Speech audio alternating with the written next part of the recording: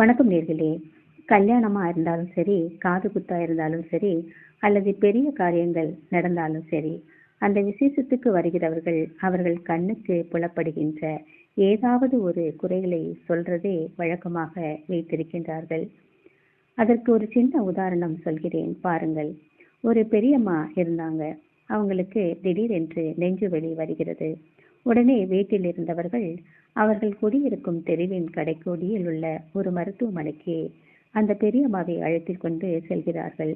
அங்கு அந்த பெரியம்மாவை பரிசோதித்த மருத்துவர், பெரியம்மா இனி பிழைக்க மாட்டார், வீட்டுக்கு கொண்டு செல்லுங்கள் என்றதும், வீட்டுக்கு அழைத்துச் செல்லலாம் என்று வண்டியில் அவர்களை ஏற்றும் போதே இறந்து விடுகிறார்.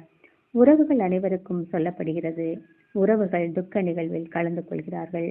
துக்கம் விசாரிக்க வந்தவர்களில் ஒருவர் இறந்த பெரியம்மாவின் மகனிடம் சென்று, எப்படி இறந்தாங்க, நேற்று கூட பார்த்தேனே, நல்லா பேசிக்கிட்டு சிரிச்சுக்கிட்டு இருந்தாங்களே என்று விசாரிக்கிறார்.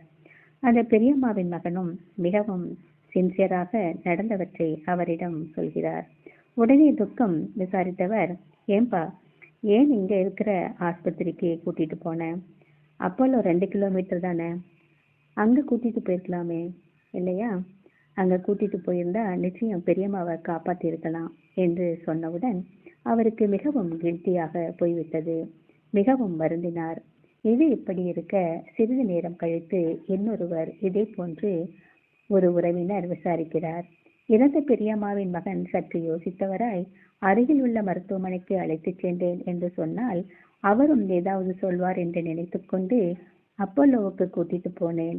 அங்கு மருத்துவர் பரிசோதித்துவிட்டு பெரியம்மா பிழைக்க மாட்டார் என்று சொன்னவுடன் நாங்கள் கூட்டிக் கொண்டு செல்லலாம் என்று நினைத்த போதே கண்ணை மூடிட்டார் என்று அழுதார். அதற்கு துக்கம் விசாரித்தவர், ஏன்பா, நெஞ்சு வலி வந்தவங்களை இவ்வளவு தூரம் கூட்டிட்டு போவியா?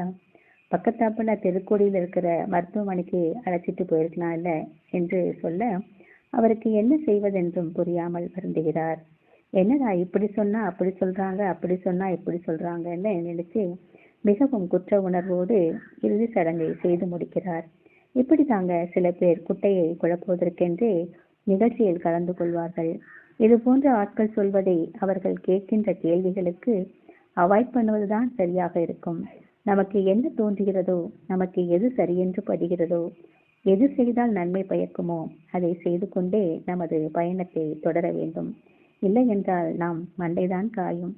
நேர்களே, இந்த பதிவு உங்களுக்கு பிடித்திருக்கும் என்று நம்புகிறேன். பிடித்திருப்பின் மற்றவர்களுக்கு பகிருங்கள். நமது சேனலை சப்ஸ்கிரைப் பண்ணுங்கள் என்று கேட்டுக்கொண்டு உங்களிடமிருந்து விடைபெறுவது எம் அண்ணின் மகள். வெளிச்சம் தெரிகிறது சேனலுக்காக. நன்றி, வணக்கம்.